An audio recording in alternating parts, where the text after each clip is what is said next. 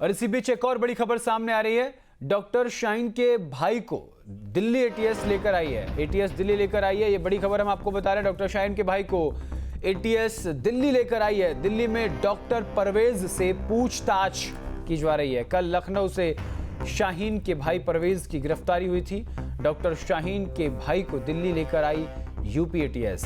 दिल्ली में डॉक्टर परवेज से एनआईए पूछताछ करेगी और कल लखनऊ से शाहीन के भाई परवेज की भी पूछताछ हुई थी। डॉक्टर शाहीन के भाई को दिल्ली लेकर पुलिस आई है। देखिए, दिल्ली से लेकर लखनऊ तक ये छापेमारी का जो दौर है, ये देखिए तस्वीर भी सामने आ गई डॉक्टर शाहीन के भाई की। ये डॉक्टर शाहीन का भाई, इसको दिल्ली लेकर आया गया है। कल लखनऊ से शाहीन के भाई परवेज की गिरफ्तारी हुई थी। डॉक्टर शाहीन के भाई को दिल्ली लेकर आई है यूपी एटीएस। अब पूछताछ की जाएगी।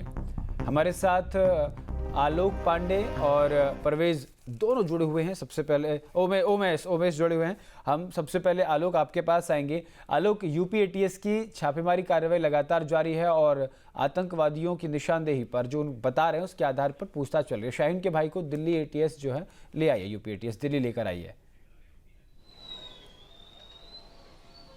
आलोक, बिल्कुल, देखिए सबसे हैरान करने वाली बात यही है कि जो दिल्ली का धमाका हुआ था उसके बाद लखनऊ एक बड़ा कहीं ना कहीं कनेक्शन सेंटर निकल के आ रहा है। क्योंकि डॉक्टर शाहीन की बात की जाए, डॉक्टर परवेज की बात की जाए तो दोनों सगे भाई बहन हैं। और जिस जगह पे मैं खड़ा हूं, ये खंडारी बाजार का खंडारी इलाका है, मोहल्ला है। थोड़ा इस जगह के हलचल को जरूर देख लीजिए, इससे पता लगेगा कि बहुत सक्रिय जगह है। और आगे चल करके सईद अनवर जो कि शाहीन और परवेज के पिता हैं, वो एक बहुत छोटे से घर में 3 मंजिला का है, लेकिन बहुत छोटा घर है, लगभग 4 फीट जैसा चौड़ा होगा, उसमें रहते हैं। जिस तरीके से पूरा का पूरा कनेक्शन निकल के आ रहा है, पुलिस भी यहाँ पे अलर्ट हो गई है। 24 घंटे पूरा घर जो है कहीं ना कहीं पुलिस के रडार पे है। कोई किसी तरीके से इधर उधर जा ना सके, या फिर यूं कहिए कि पुलिस की निगरानी है। सबसे बड़ी बात यही है कि यहाँ पर शाहीन और परवेज के 2 घर मिले हैं। एक घर पे इस वक्त मैं मौजूदा समय पे हूँ, दूसरा आयाम रोड पर मिला है जहां पर परवेज रहा करता था। और दोनों को ही लेकर के अगर बात कही जाए तो शाहीन को लेकर के यहाँ मोहल्ले के लोग कहते हैं कि लगभग 15-20 साल से उसे देखा नहीं। बहुत सारे लोग हैं वो पहचानते तक नहीं है। ये अलग बात है कि उनके वालिद जो कि सईद अनवर है, उनको कहा जाता है कि वो अच्छे इंसान थे, यहाँ कृषि विभाग में काम करते थे। जी, आलोक आएंगे आपके पास। ओवैस हमारे साथ लगातार जुड़े हुए हैं। ओवैस, देखिए अब यूपी एटीएस ने शाहीन के भाई को दिल्ली लेकर आई और एनआईए के हवाले कर दिया है। एनआईए किस किस से पूछताछ कर रही है, किस किस को अभी अपनी हिरासत गिरफ्त में लिया हुआ है? ओवैस,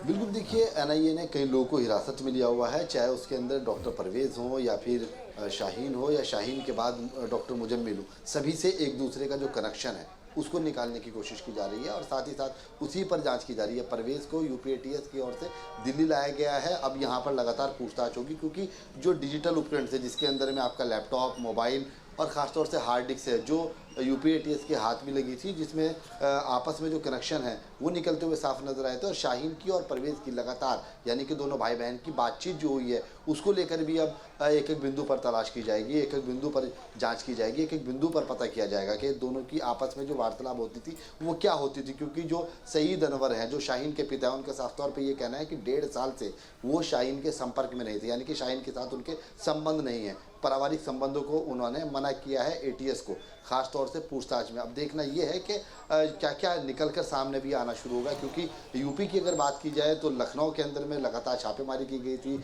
एटीएस ने लगातार हल्ला बोला हुआ था। और परवेज अंसारी जो डॉक्टर हैं, उनके यहाँ पर भी लगातार तलाशने की कोशिश की गई थी क्या कहाँ है, लेकिन परिवार का कोई सदस्य वहाँ पे नहीं मिला। जिस तरह आलोक पांडे ने साफ तौर पर बताया कि वहाँ के मोहल्ले के बारे में बताया कि उनको कोई जानता नहीं है, पहचानता नहीं है, क्योंकि 15 साल से लोग वहाँ पर उनके संपर्क में नहीं है।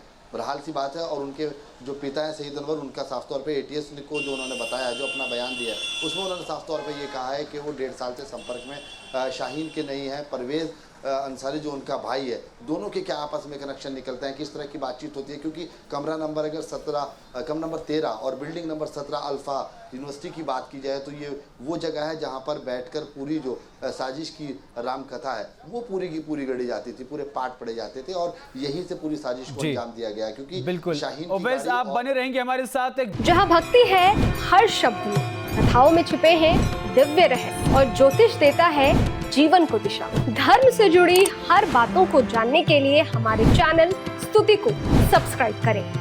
चैनल पर जाने के लिए इस लिंक पर क्लिक करें।